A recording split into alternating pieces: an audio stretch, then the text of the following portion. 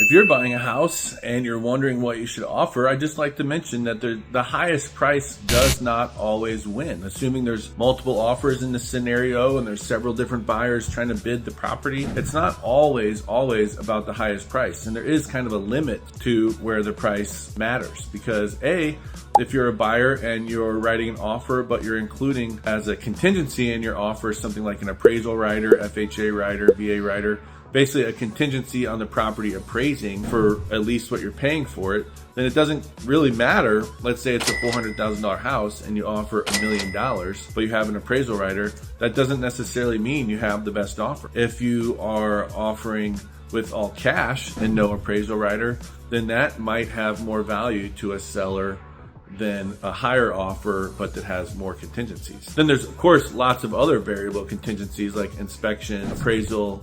What are the sellers having to do? Are you forcing them to do or asking them to do? The municipal inspection. When are you closing? How much is the buyer's agent asking for commission? There's lots of different variables. And so price matters, of course, and price is kind of the most thing that people like to look at. Really, I try to get the sellers to look at the net offer. Top price isn't always the one that should win the deal. There's lots of variables that a seller considers, and they need to make sure that they're looking at all the angles. That's why we kind of get excited about this stuff. Everything's not black and white. We're not just writing an offer, getting it accepted. There's lots of variables that go into play and lots of interrelational type of things. And so that's what makes it the art of the deal, and that's what we kind of enjoy.